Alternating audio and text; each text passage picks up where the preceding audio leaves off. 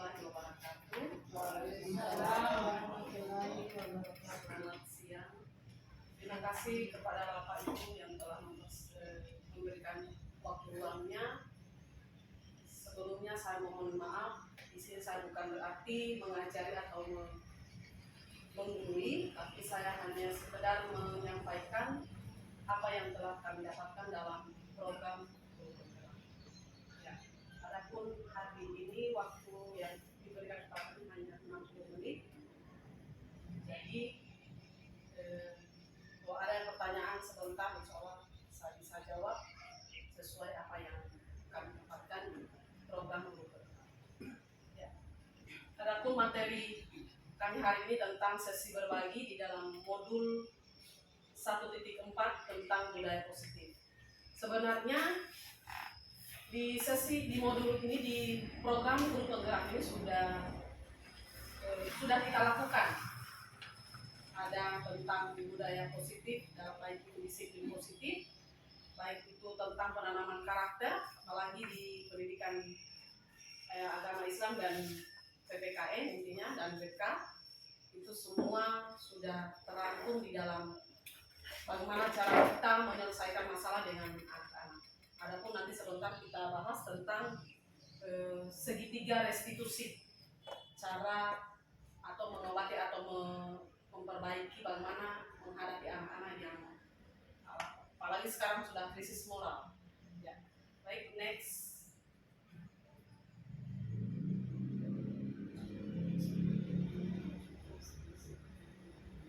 Di sini ada tentang pemahaman terhadap konsep-konsep kunci dalam modul budaya positif.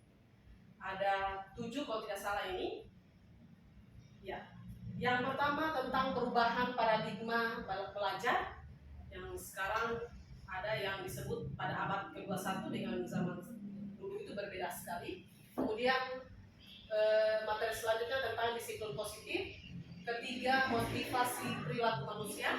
Kemudian yang keempat, kebutuhan dasar. Yang kelima, posisi kontrol guru. Yang keenam, keyakinan kelas atau kesepakatan kelas atau yang ada di keyakinan sekolah. Dan itu yang membuat itu adalah guru-guru yang di dalam itu sebenarnya, atau guru yang mau mengajar, apalagi yang sudah mendapatkan program guru penggerak. Jadi tujuannya yaitu mengajak kepada semua guru-guru untuk mengikuti program ini. Kemudian yang ke-7 yang terakhir adalah tentang segitiga restitusi. Next. Ya. Yang pertama tentang perubahan paradigma belajar. Nah, di dalam ini ada skema 1 ya, pergeseran tentang paradigma belajar pada abad ke-21. Yang pertama itu ada 4 ciri abad ke-21. Yaitu informasi di mana di situ tersedia di mana saja dan kapan saja. Apalagi sekarang akses internet itu sangat luas sekali. Yang pertama itu kemudian dibandingkan dengan model pembelajaran yang di sini kita harus lebih aktif lagi mencari tahu, apalagi sekarang tinggal apalagi kalau sudah Android yang bergerak, bukan lagi HP-HP yang dulu, gitu ya. Kemudian di dalam model pembelajaran ini yang pertama adalah pembelajaran diarahkan untuk mendorong peserta didik. Sebenarnya bukan peserta didik lagi ya, tapi murid. Itu perubahan yang kemarin sudah disepakati bahwa tidak ada lagi penyebutan peserta didik atau siswa, tetapi berubah menjadi murid. Kemudian selanjutnya adalah komputasi. Nah, ini artinya lebih cepat memakai mesin. Dalam hal ini seperti laptop atau notebook atau HP, dan ada kan sekarang macam-macam, tinggal dari kita menggunakan yang mana. Kemudian tentang otomasi. Kemudian artinya menjangkau segala pekerjaan rutin. Apalagi sekarang kita padat sekali dengan pekerjaan yang bisa dikerjakan hari ini, kadang kita tunda-tunda lagi dan sebagainya. Tapi dengan adanya ini kita bisa lebih mudah lagi. Ya, kemudian yang komputasi tadi pembelajaran diarahkan untuk mampu merumuskan masalah. Kemudian dalam hal ini bertanya, bukan hanya menyelesaikan masalah atau menjawab. Yang selanjutnya adalah pembelajaran diarahkan untuk melatih berpikir analitis atau mengembalikan keputusan, bukan berpikir mekanistis atau rutin. Jadi di sini kalau intinya itu kalau kayak kemarin itu yang inti-intinya saja. Apalagi kalau mengajar kita kejar target. Sebenarnya sekarang kan sudah istilahnya merdeka belajar. Kemudian yang selanjutnya adalah komunikasi. Artinya dari mana saja dan kemana saja. Apalagi anak-anak sekarang sudah dibebaskan menggunakan handphone juga. Tapi dengan tanpa itu sebenarnya kita tidak boleh sebenarnya melarang juga. Karena kita perkembangan zaman itu anak-anak pendidikannya itu harus mengikuti perkembangan zaman.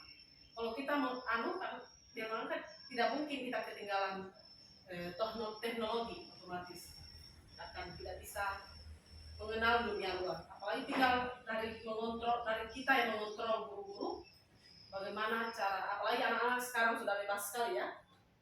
Ya, selanjutnya adalah tentang perubahan paradigma belajar.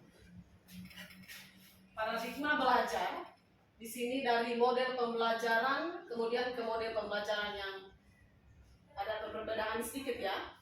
Di sini ada diberitahu, kemudian guru sebagai sumber utama. Kalau dulu itu guru sebagai sumber utama, tapi sekarang bukan hanya guru saja yang sebagai sumber utama, yaitu bisa juga mereka belajar dengan lingkungan, bisa juga mereka belajar dengan orang tua, buku, internet dan sebagainya. Apalagi handphone itu tinggal orang bilang kita sudah menggenggam ilmu itu.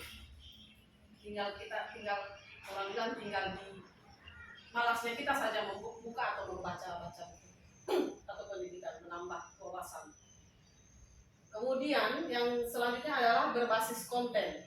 Sekarang kan banyak orang yang sudah menggunakan YouTube, belajar dari YouTube, kemudian segala sesuatu sudah bisa, apapun itu, apalagi yang seperti ini sudah mereka bisa menggunakan dari konten dan mereka jadikan itu sebagai sumber pendapatan. Kemudian selanjutnya parsial, ada jawaban tunggal, ada verbalisme. Kemudian yang selanjutnya adalah di sini ada multidimensi, holistik, berbasis kompetensi dan keterampilan aplikatif. Keterampilan juga ini sangat berpengaruh besar dalam dunia pendidikan. Nah, kemudian di dalam pendidikan ini juga anak-anak, karena sekarang kan anak-anak itu kebanyakan ya ini yang realistisnya. Nanti sebentar kita ada materinya juga tentang restitusi di situ. Anak-anak sekarang itu karena dampak lingkungan, dampak teman dan sebagainya, dan bahkan pendidikan dari bukan cuma karena kebanyakan orang tua sekarang itu semua menyerahkannya ke guru, ya. Lebih banyak mereka menyerahkan, ibu saya titip anak saya, padahal kalau mereka tahu waktu kita untuk ke guru itu hanya 7 jam saja, dan lebih besar itu di orang tua. Nanti bagaimana caranya? Akhirnya kalau ada masalah anak itu di sekolah pasti di guru yang sasaran. Padahal bagaimana peran orang tua sebenarnya yang lebih penting di sini. Kemudian kedua itu adalah guru. Kemudian selanjutnya, slide selanjutnya.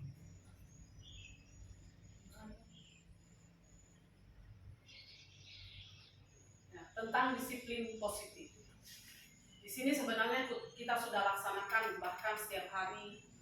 Tadi apel, tadi ada yang terlambat. Jadi di dalam disiplin positif ini juga sebenarnya kita sudah laksanakan pada setiap hari bahkan dari dulu hingga saat ini. Ya, next.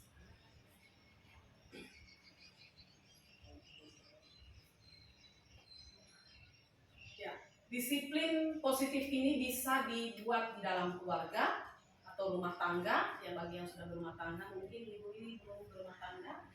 Ya, sudah berumah tangga bu. Sudah berapa anak? Alhamdulillah. Nanti mau tambah lagi nih ya. Cukup. Ya, baik. Di dalam disiplin positif itu ada di dalam kelas atau di sekolah, kemudian di keluarga juga bisa diterapkan. Kenapa di program guru penggerak ini sangat penting? Karena di situ ada diajarkan kita cara mengatasi anak itu seperti apa. Ada aturan-aturannya. Sebenarnya sekarang ya, memang dalam berkata itu orang bilang berbicara itu mudah, tapi yang membentuk atau membimbing ini yang sangat Kemudian ada inti yang dalam program guru penggerak ini adalah tentang satu. Yang pertama adalah kita tidak lagi, sebenarnya ya anjurannya dari kementerian bahwa kita tidak lagi keras atau apalagi berbenturan langsung dengan fisik. Ya, sekarang amanat menteri itu adalah tugas kita sebagai guru adalah hanya menuntun atau mengarahkan. Itu sebenarnya. Jadi tidak lagi kalau dulu kita kalau tidak dipukul dengan kain tidak mendengar. Tapi mereka intinya sentuh langsung dengan hati mereka. Yang sekarang ajaran di program guru penggerak. Jadi kemarin memang ada kasus kan orang terlambat, langsung kamu ini terlambat terus tiap hari. Padahal kita ada kasus kemarin, kenapa dia sering terlambat? Satu, dia tidak punya kendaraan. Ada juga dia sebelumnya dia mengurus orang tuanya dulu, dan ada juga dia membantu orang tuanya dulu ke pasar. Ada itu kasus kemarin dari sekolah mana itu. Kemudian itu kita Nah, di sini di disiplin positif ada yang ini, yang pertama boleh membantu orang tua di rumah, itu boleh mereka terapkan di sekolah. Kemudian berpakaian seragam ke sekolah. Ada kan sekarang anak-anak kalau seandainya itu keseragaman itu, makanya di dalam nanti sebentar ada tentang kesepakatan kelas. Nah, di dalam itu ada beribadah, apalagi ada guru agama di sini ada 3 ya. Alhamdulillah sudah membantu kami dalam proses sesi berbagi ini. Kemudian yang selanjutnya adalah sedang boleh 5 diputuskan dalam kelas itu boleh 5 atau 7 kesepakatan kelas. Kemudian selanjutnya adalah memakai pakaian seragam ketika sedang belajar. Tapi kebanyakan anak-anak karena sudah bagaimana ya. Tapi intinya kalau anak-anak itu dikeras, malah semakin jadi. Tapi kalau dia rangkul, apalagi dalam segitiga restitusi di situ anak-anak kita bisa sentuh. Kenapa nak? Tanya kenapa. Nanti sebentar kita bahas. Ya, lanjut.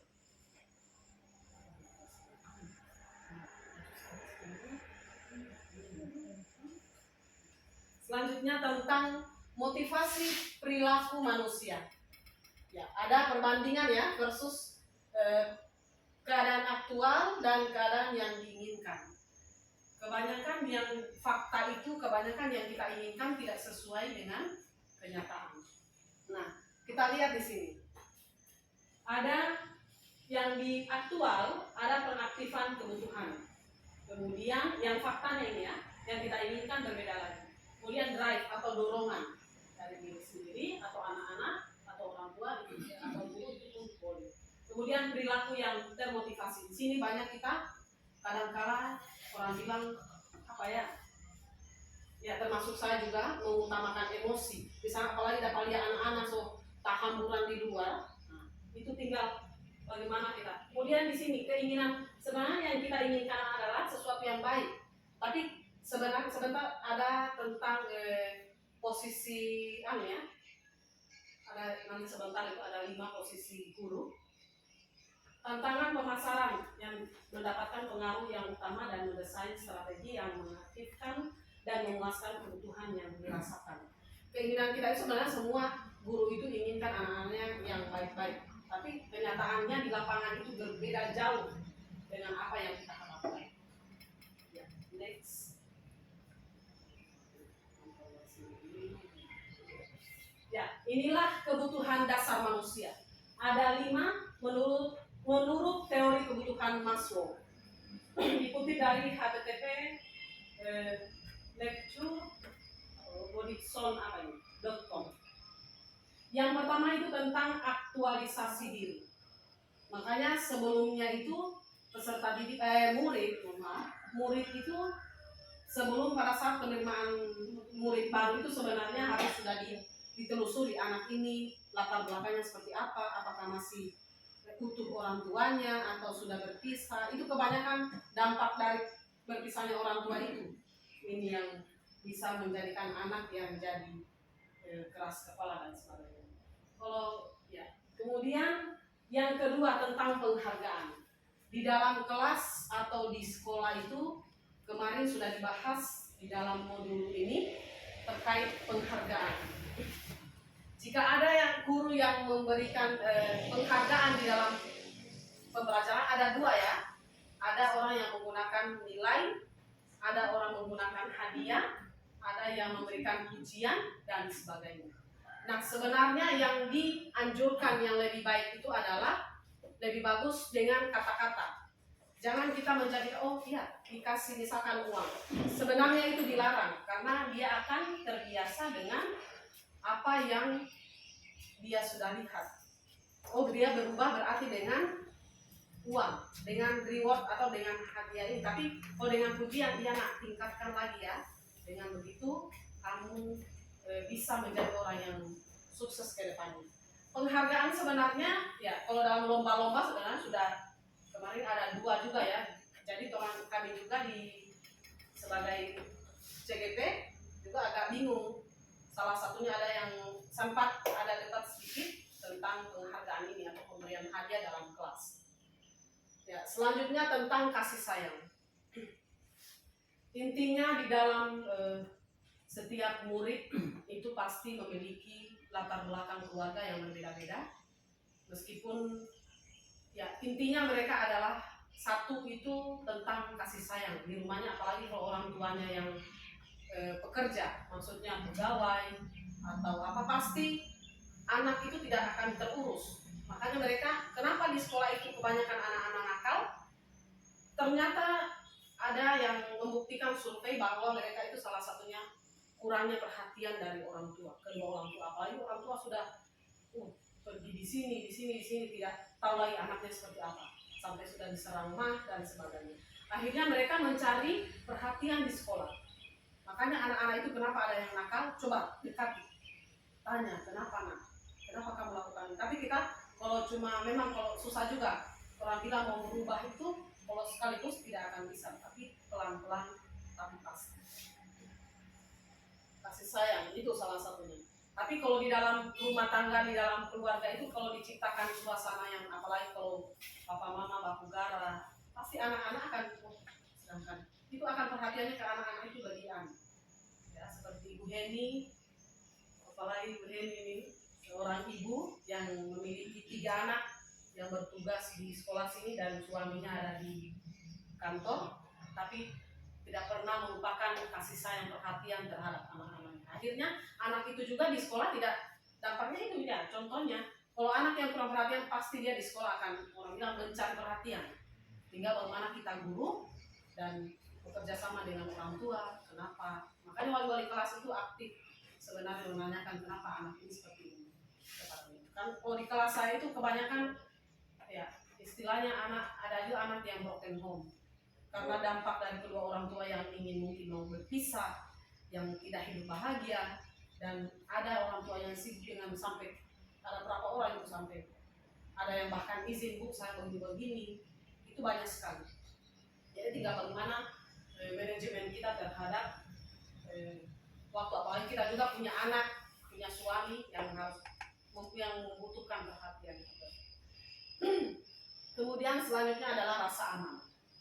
Di rasa aman ini, kalau anak sudah ada ini aktualisasi diri, penghargaan, kasih sayang, pasti akan muncul rasa aman.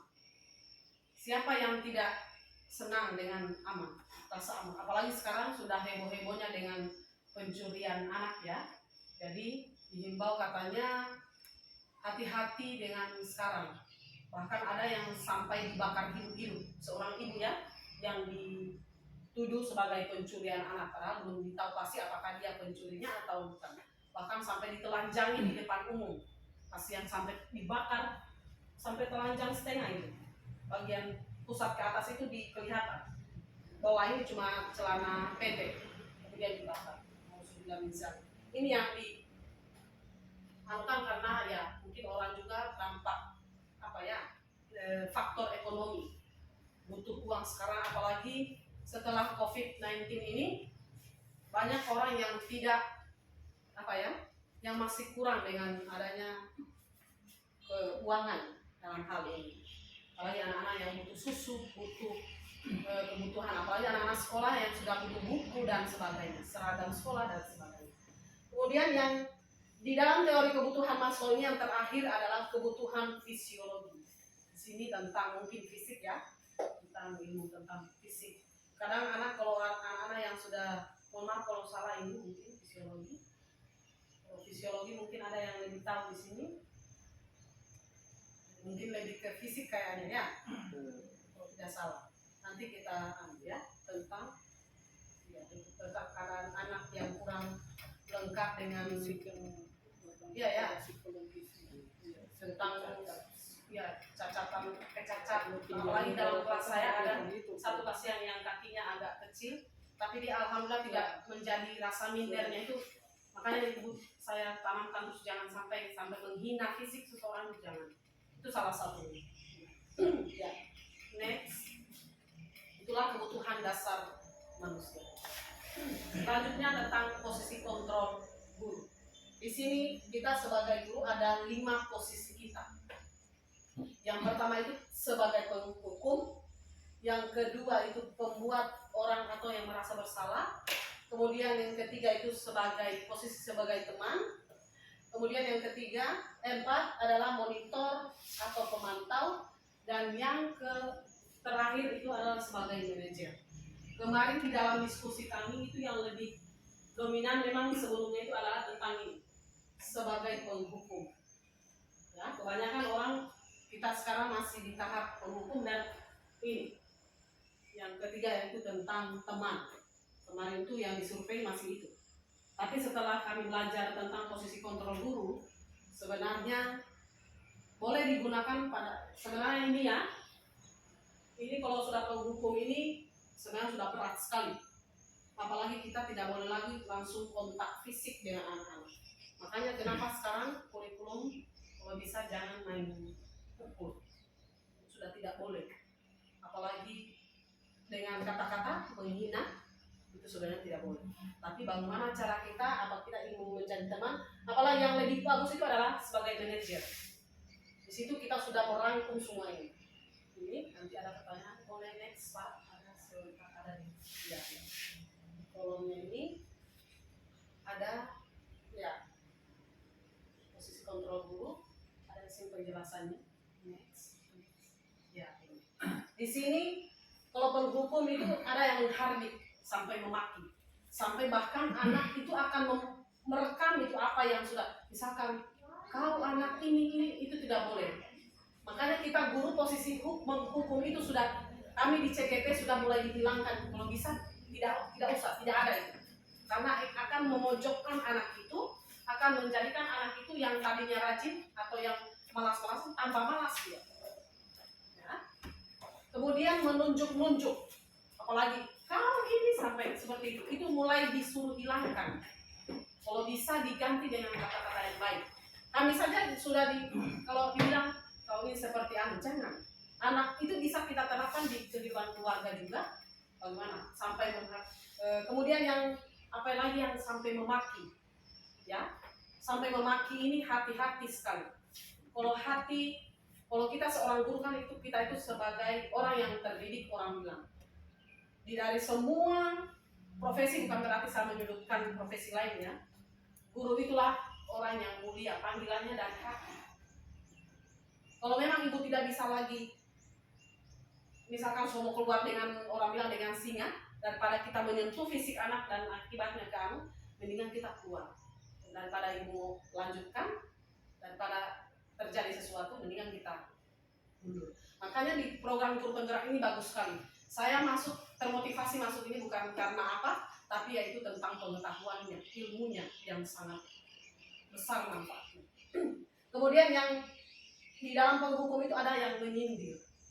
Nah, di sini bahkan ada yang banyak anak-anak yang sempat curhat sama saya, sampai ibu saya itu dikatain begini, kemudian disindir, dikatakan bahkan ada yang keluar kata-kata anjing dan sebagainya. Makanya saya itu sebenarnya mau belajar, tapi karena dengan begini, itu anak-anak curhat, apalagi yang sudah anak SMP, SD saja sudah bisa curhat. Kemudian intinya kita apa ya? Bukan berarti saya menyampaikan ini bukan berarti tahu segalanya, tidak ya. Tetap masih ada kekurangan saya, dan saya tidak percaya Bapak Ibu di sini masih lebih banyak pengalamannya dibanding saya, karena saya hanya menyampaikan apa yang kami dapatkan, hanya sekedar berbagi saja. Ya. Kemudian yang kedua, posisi kontrol guru yang kedua adalah sebagai pembuat orang merasa bersalah. Ini juga boleh digunakan, tapi lebih dominan mendingan ke arah sini. Teman, pemantau, manajer. Itu mulai kita hilangkan di penghukum. Apalagi di penghukum itu kalau anak-anak terlambat, tidak boleh lagi sampai kita arahkan saja. Nah, karena kau terlambat, silakan angkat sampah. Pernahkah kita selama ini tanya kenapa penyebab kamu terlambat apa? Kadang kita kan karena sudah emosi, kau ini terlambat terus. Ya termasuk saya juga kemarin. Karena ternyata kemarin di kasus mana itu, ternyata anak itu di desa mana itu, bagian Sulawesi Tenggara sana. Kami waktu di Tikon, itu ada kasus ternyata anak itu ke pasar dulu subuh-subuh, jualan ikan dulu, bantu orang tua ekonominya memang setengah mati, kemudian datang ke sekolah. Itu makanya ditanya sampai bau ikan itu baju. Kan ternyata dia telusuri seperti itu. Makanya merinding saya, sampai menangis gurunya, mengatakan bahwa saya sudah salah. Bahkan banyak kan video-video tentang ini, tentang pembelajaran yang ada ini. Dan kita tidak tahu latar belakang. Makanya setiap penerimaan murid baru sebenarnya harus kita tahu apa itu yang, kenapa anak ini dan keluarga mana. Kemudian selanjutnya, ya di sini model berceramah menunjukkan kekecewaan yang mendalam. Di sini ya. Kemudian kadang kita kalau membuat di posisi pembuat orang merasa bersalah, kadang anak itu kayak merasa tersudut ya, makanya belum bisa dipakai ini dua ini. Kemarin disampaikan, gitu ya, tapi lebih dominan kemarin itu sebagai rasa teman dan masih penghukum kemarin kasusnya. Berceramah, apalagi kalau kita, apalagi ya mas, apalagi tentang guru BK, lebih banyak bersentuhan dengan anak-anak. Terkait itu, tapi saya yakin dan percaya Bapak punya ilmu tentang itu, pengetahuan tentang itu lebih mantap lagi, karena mereka lebih tahu bagaimana strategi menghadapi anak-anak yang berbagai macam karakter. Kemudian kadang kita kalau di dalam posisi ini, kita dengan teman itu lebih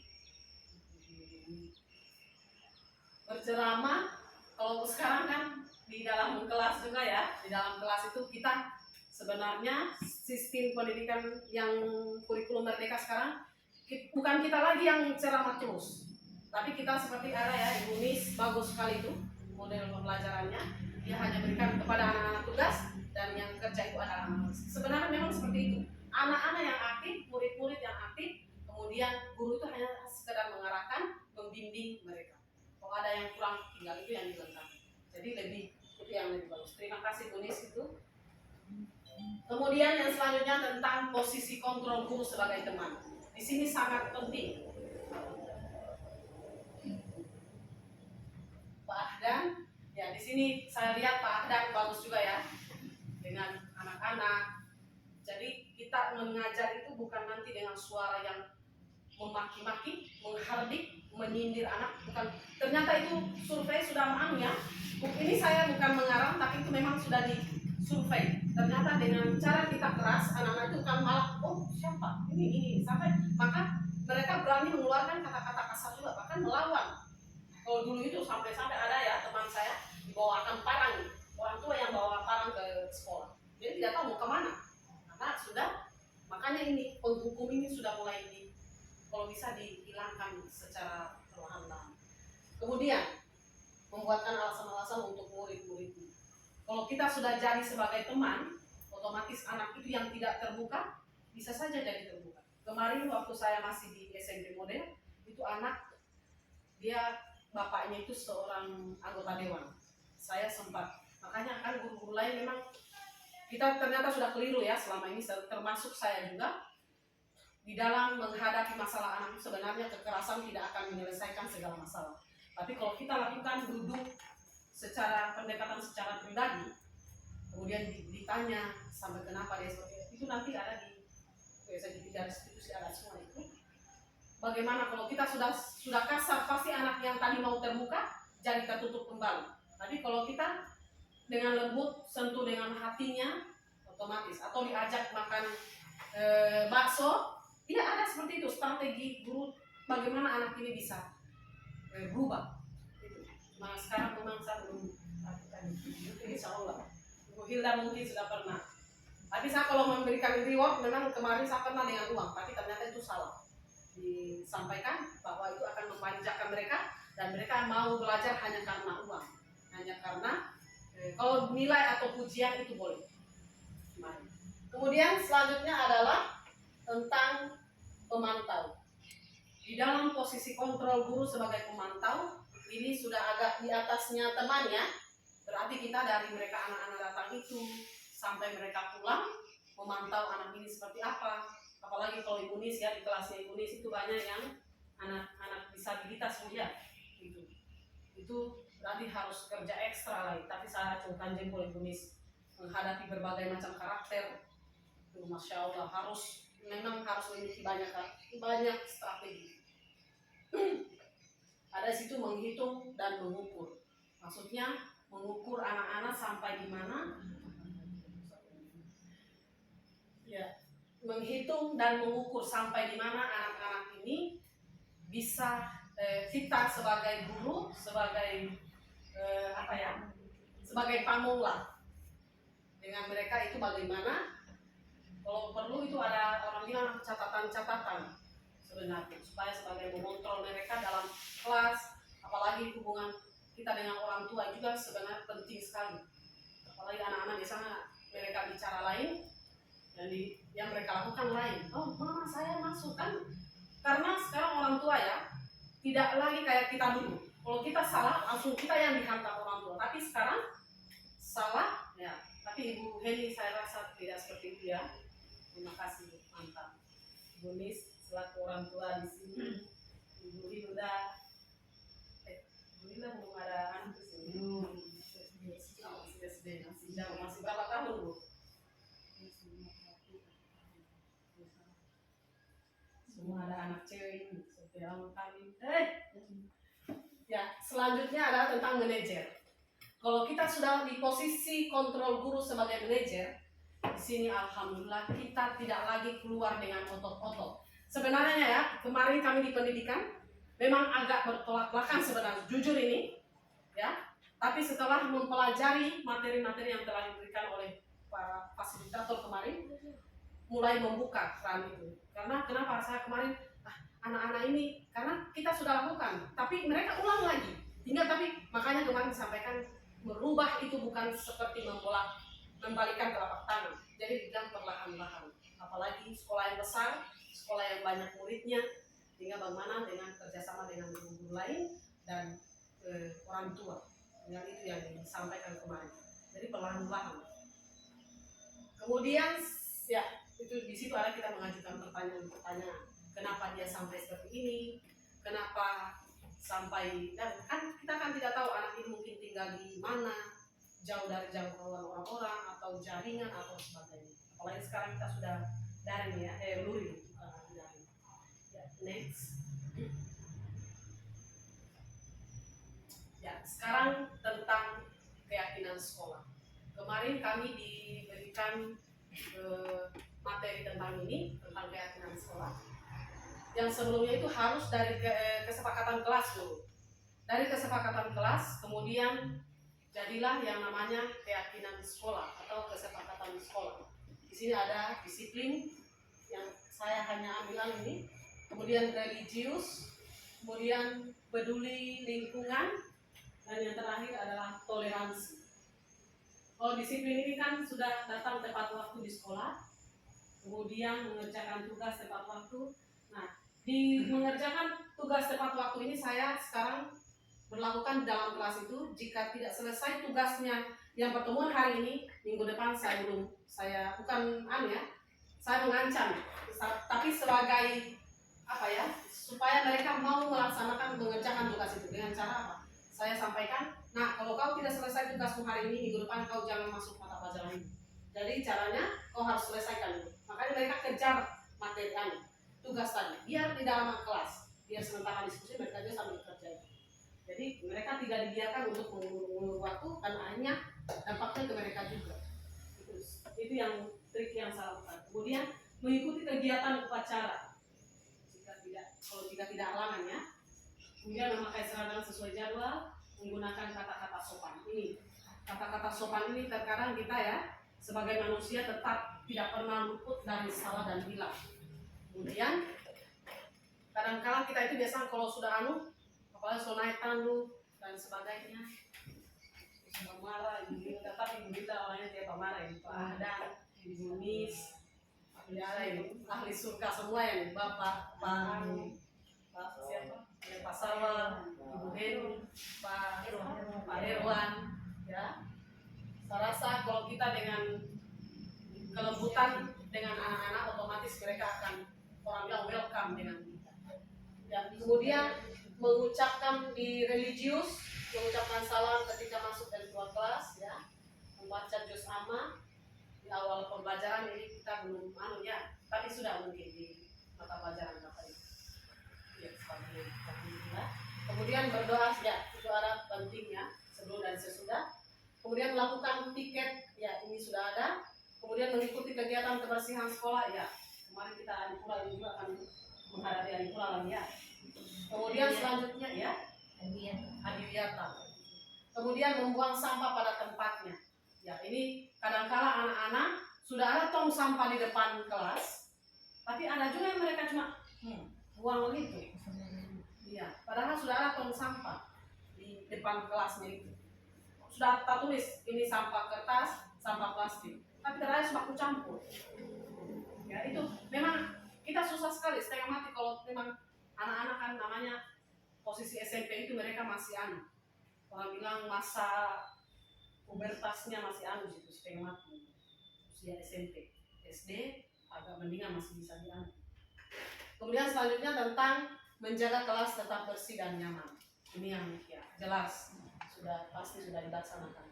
Kemudian selanjutnya adalah toleransi, menghormati guru dan murid, kemudian berteman dengan semua murid, membantu teman jika mengalami kesulitan, bekerja kelompok dengan sehat, dan menghargai orang. Itu yang sebenarnya yang penting. Lanjut.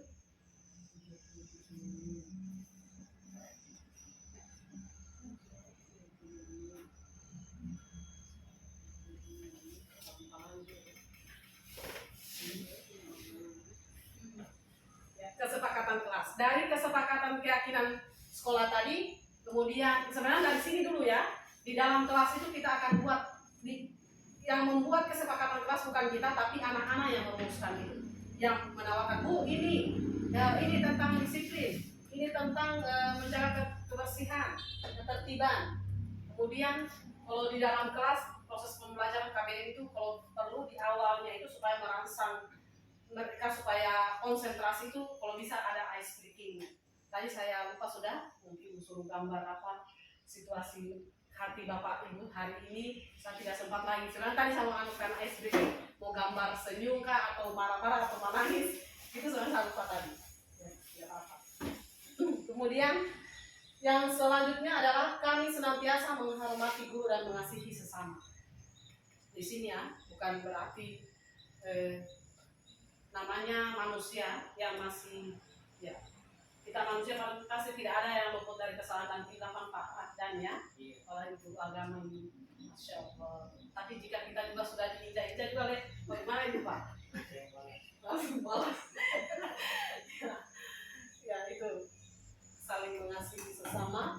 Kemudian ada belajar dengan antusias dan penuh percaya diri. Anak-anak kadang kalau di dalam belajar itu saling di dalam kelas itu saja kadang itu saling baku akhirnya menimbulkan yang satu ini akhirnya suka kalah lagi, yang bagaimana lagi guru lagi di situ Pak, karena mungkin di dalam kemarin sempat aku lempar di kertas itu, akhirnya temannya Mbak yang sementara tulis terganggu, ibu akhirnya mengganggu lagi yang kelompok lain, makanya saya suruh menghadap ke depan.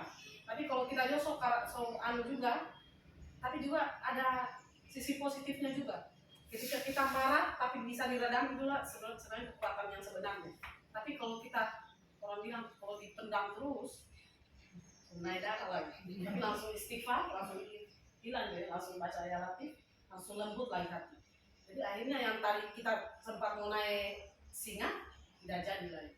Ternyata jadi seorang guru itu makanya kita orang bilang awet muda guru itu. Iya. Awet muda. Betul ini Bu Dia? Dan apa itu? Betul. Guru itu adalah profesi yang bikin awet muda. Kenapa? Kadang lucu, kadang marah-marah, tapi kalau yang profesi lain kan mereka memang kalau di kantor setengah mati kasih waktu hadap terus setengah mati. Mau dimarah juga itu laptop, mau dibanting, mau pecah, rugi aset negara. Selanjutnya itu kesepakatan kelas. Jadi anak-anak yang kita suruh atau perintahkan untuk membuat kesepakatan itu, kalau perlu ada sanksinya di situ. Yang intinya tidak memberatkan mereka. Mereka yang, oh ini Bu tentang tertib, oh ini Bu tentang datang tepat waktu, ini Bu tentang kebersihan. Nanti dibuat di dalam kelas. Itu saya di kelasku masih sementara mereka buat. Saya bilang, mana sudah belum ditempel gini? Ya Bu, tunggu. Ditunggu lagi, itu tunggunya kapan? Ya, next.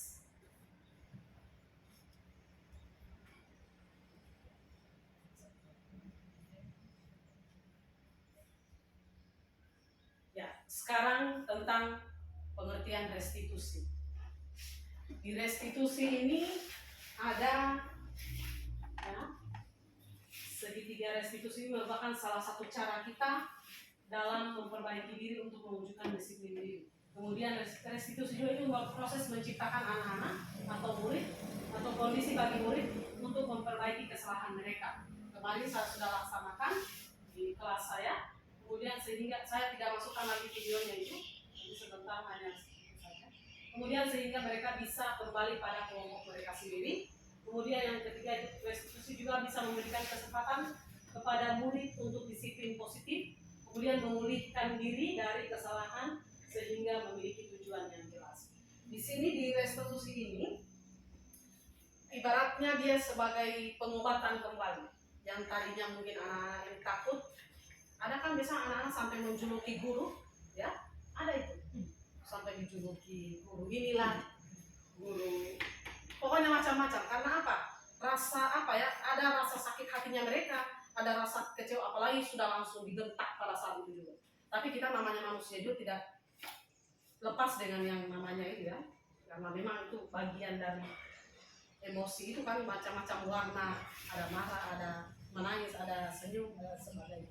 Tinggal bagaimana kita, tapi kalau otomatis insya Allah kalau orang yang masuk di CGT ini saya mengajak ke semua, siapa tahu bisa ya. Ibu Nis kemarin sempat mendaftar itu, tapi masih ada halangan sedikit, insya Allah kami tunggu. Kemudian ya, next, inilah segitiga restitusi. Segitiga restitusi di mana di sini nanti ada 3 tahap. Yang pertama itu tentang validasi menstabilkan identitas, di mana di situ setiap orang pasti pernah melakukan kesalahan, ya itu jelas. Kemudian kami butuh satu-satunya yang pernah melakukan, kami bukan satu-satunya yang pernah melakukan ini. Jadi itu yang ketiga kayak dia. Yang ketiga, yang pertama itu adalah validasi tindakan yang salah. Kamu tentu punya alasan mengapa melakukan ini. Kemudian ada cara yang lebih efektif untuk mendapatkan apa yang kamu butuhkan. Misalkan anak ini kasusnya tentang tidak mengerjakan PR dan terlambat. Nah, ini kita bisa gunakan. Kenapa anak ini sering tidak mengerjakan PR? Ini kita bisa lakukan pendekatan secara individu kan, secara kelompok, atau mereka biasanya ada kan anak-anak usil dengan temannya sampai menghina fisik seseorang. Itu yang bahaya sekali ya. Akhirnya yang dihina tidak terima. Akhirnya sudah makalai sampai babak belur. Kemudian yang kedua tentang menanyakan keyakinannya.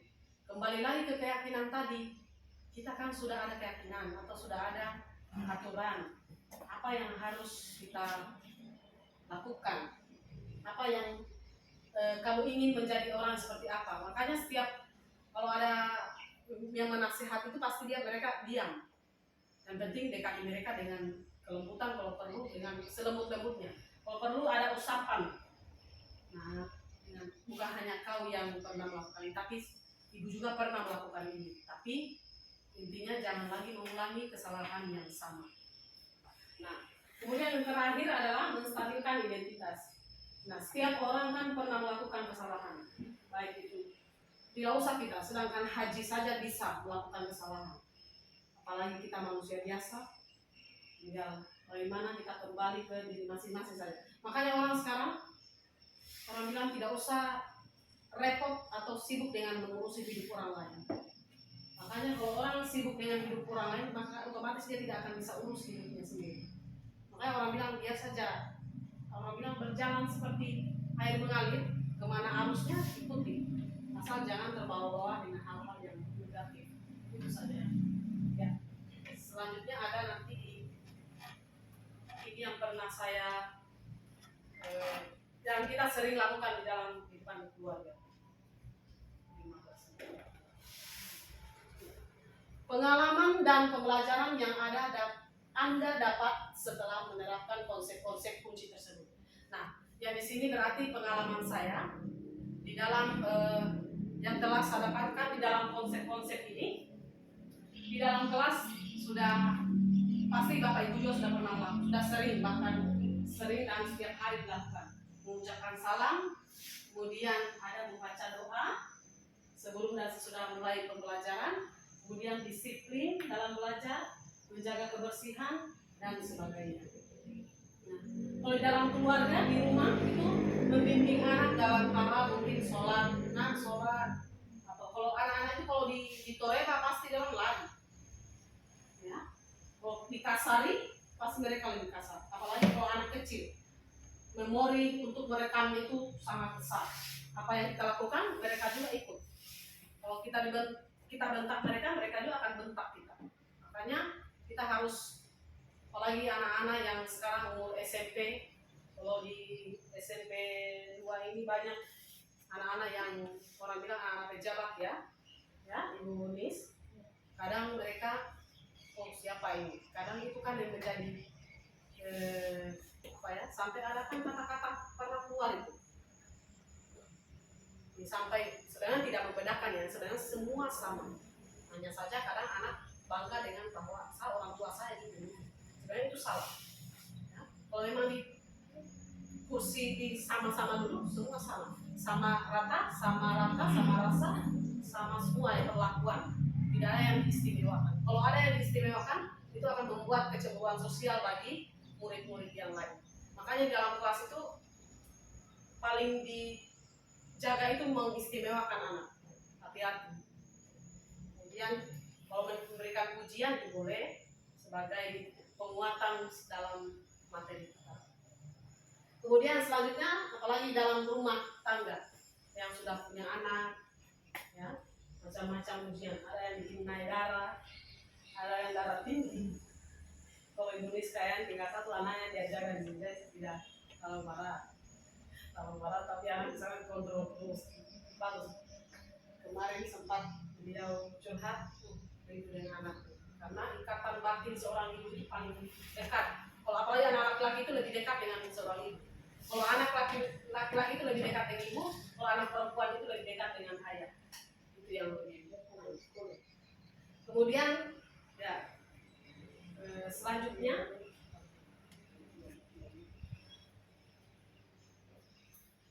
dokumentasi kegiatan ini tinggal yang saya kemarin ini berjabat salam dengan guru setiap kali bertemu. Kalau bisa mereka setiap masuk pintu gerbang itu mereka langsung salaman. Itu bersapa itu sebenarnya menunjukkan kita ya itu. Apalagi di pintu masuk itu sebenarnya kita ya saya juga memang kemarin tidak sempat kemarin kalau bisa disarankan guru apalagi yang guru piket di depan pintu saja berjejer atau ada yang kontrolnya langsung itu dibudayakan. Apalagi ada tamu siap, makanya kemarin di kelas mana sempat saya sampaikan, nah siapapun tamunya ucapkan salam, assalamualaikum. Itu akan membuat orang terkesan karena pengalaman di SMP 3 kemarin kita waktu kegiatan pemeriksaan dana bos ya, verifikasi dana bos. Itu anak-anak SMP 3 kemarin saya bukan mau ya. Mereka pas kami di pintu masuk, assalamualaikum Bu, dengan tangan, langsung salam. Itu kalau pikir kami bukan orang di situ. Itu membuat kesan yang bagus sekali. Ya, lanjut.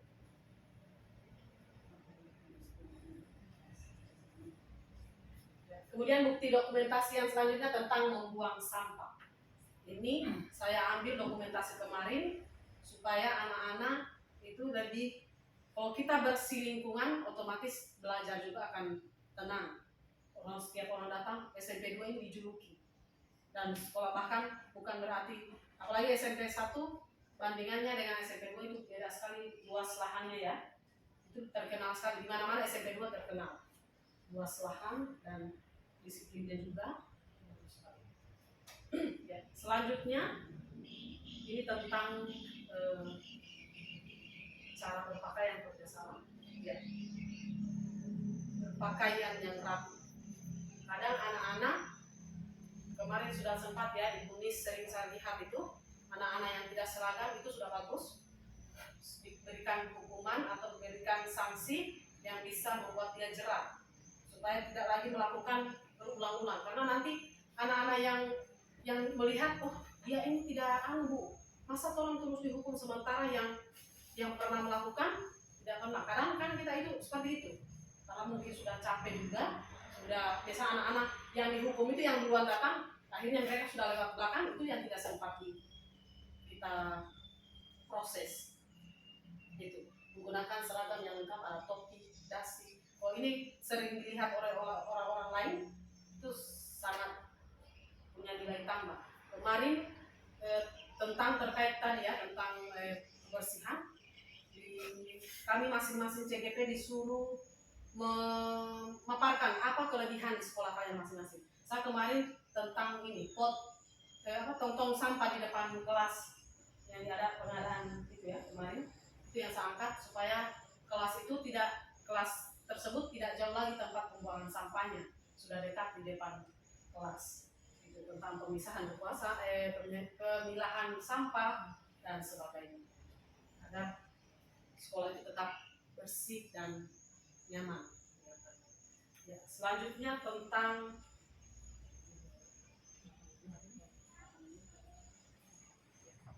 dokumentasi ini, tentang di dalam apel juga ini kemarin sempat saya sentil sedikit terkait program CGP tentang budaya positif, tentang disiplin, tentang kebersihan yang kemarin dilakukan, kemudian tentang seragam dan sebagainya. Ada pun juga kebersihan ya. Ada juga kadang kan anak-anak cuma bersih di sekolah, bersih pekerjaannya, tapi kuku itu tidak dipotong. Ada itu supaya makan akhirnya rusak kuku, kembung dan sebagainya. Tapi kemarin ada pemeriksaan rambut juga ya, kerapian di rambutnya itu bagus. Ya, selanjutnya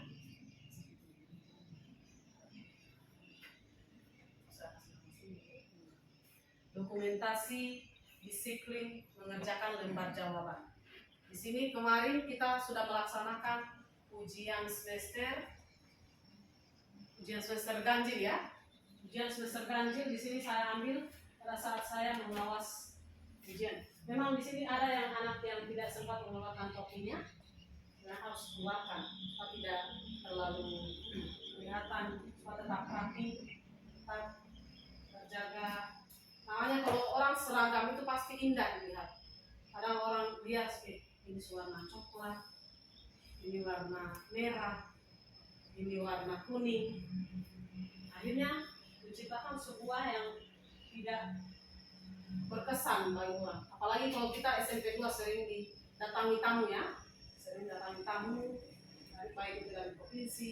Apalagi kalau setiap loka itu yang dari provinsi selalu datang melihat keadaan SMP 2. Kemarin juga sempat mereka pinjam mencolokan ke Infokus karena laptop teknis itu yang belum ada juga. Itu polisi ya.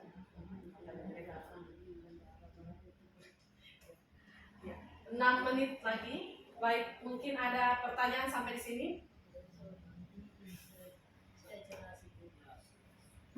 Jelas sudah 5 menit. Ya, terima kasih. Mungkin ada yang mau berbagi pengalaman terkait ya supaya ya, mungkin ada dari Pak Sawal yang mau berbagi pengalaman secara yang ya silakan Pak. Cara Bapak menangani anak-anak di kelas atau di ruangan Bapak, silakan Pak. Terima kasih atas kesempatannya. Jadi ini berkaitan dengan kasus yang sering kita tangani di dalam kelas itu. Betul seperti apa yang dijelaskan tadi, banyak di sekolah ini anak-anak yang belum tertib. Maksudnya kita sudah terapkan peraturan, tetapi ada beberapa di antara mereka yang membandel. Biasanya kita sudah tegur, berikan beberapa hukuman yang ringan, yang tidak berbentuk hukuman fisik. Hanya saja itu yang perlu kita pahami. Maksudnya kita sama-sama mencari solusi untuk itu. Seperti yang Ibu jelaskan tadi, dari sini kita bisa tangkap ada hal positif. Ya, salah satunya berkaitan dengan hukuman. Nah, tugas kita yang berat itu bagaimana cara kita agar setiap hukuman yang tidak berbau fisik itu bisa efektif. Salah satunya dengan pendekatan emosional yang Ibu jelaskan tadi.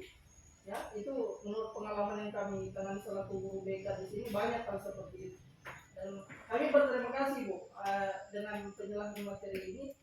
Di sini kami dapat ilmu juga bahwa tidak semua masalah itu diselesaikan dengan hukuman. Ya, terima kasih. Mungkin ada mau berbagi Ibu Nis. Makan dulu.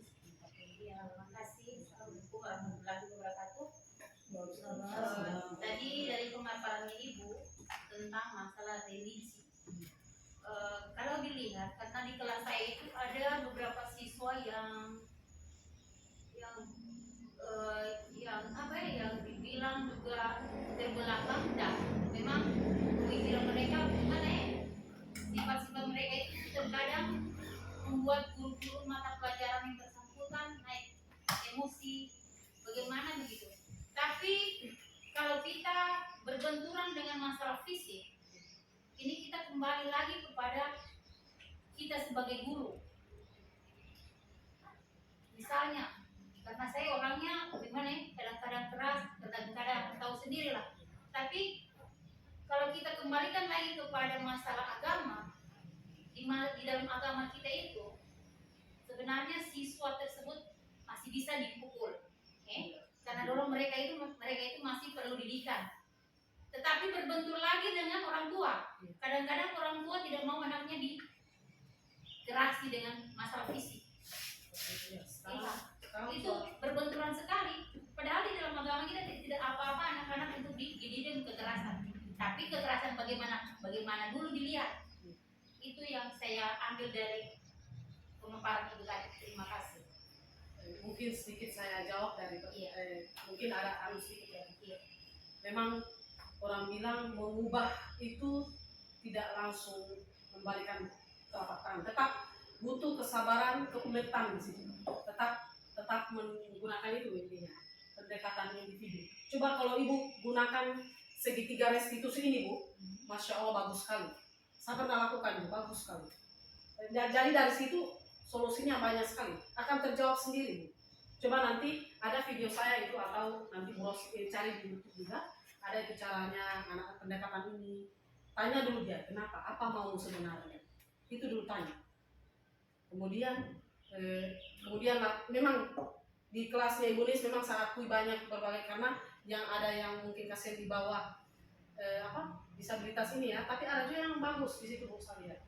Tapi karena pengaruh itu juga karena mungkin dirasa kenapa kayak dibedakan saya dengan itu, pernah saya ajar situ Bu, seperti itu. Kayak mereka kayak dibeda-bedakan, padahal Bu dikasih pengertian tapi tetap juga terulang lagi karena mereka memang intinya mereka merindukan kasih sayang Bu, itu satu. Kalau kasih sayang mereka terpenuhi, insya Allah pendekatan apalagi dengan pukulan itu sebenarnya memang sudah tidak bisa Bu sekarang. Makanya kemarin di diskusi di Vkom kemarin itu kami dengan pemateri yang bagian dari Nusa Tenggara Timur, kalau tidak salah kemarin kami itu asesornya mengatakan bahwa iya Bu, ada yang memang sudah keras itu bertanya dengan Bu, bagaimana dengan anak-anak sementara memang krisis moral sekarang sudah setengah mati ya, karena pengaruh kita tidak bisa mengelak itu Pak, karena perkembangan zaman mereka bahkan lebih tahu dibanding kita, mereka cepat sekali itu, apalagi anak-anak sekarang memang mereka lebih lincah. Makanya kenapa sampai ada yang tanya Pak sekarang kalau tidak dengan memukul kita tidak bisa aman ya Pak, tapi masih ada cara lain. Coba Bapak sudah pernah lakukan kan pendekatan Bapak dengan dia selama ini, berapa kali Bapak lakukan? Apakah pernah Bapak bawa jalan-jalan tanya atau traktir dia, sini bapak belikan bakso, pernah kak? Kalau itu kita buat, tapi juga kalau sekarang kasihan juga, orang melakukan itu dengan situasi ekonomi yang sekarang. Oke. Ya, mungkin sampai masih ada pertanyaan, nanti kita sambung lagi karena waktu yang membatasi kita. Terima kasih atas waktu yang telah diberikan oleh Bapak Ibu kepada saya. Lebih dan kurangnya maaf. Wabillahi taufiq wal hidayah. Wassalamualaikum warahmatullahi wabarakatuh. Waalaikumsalam warahmatullahi wabarakatuh. Terima kasih Pak.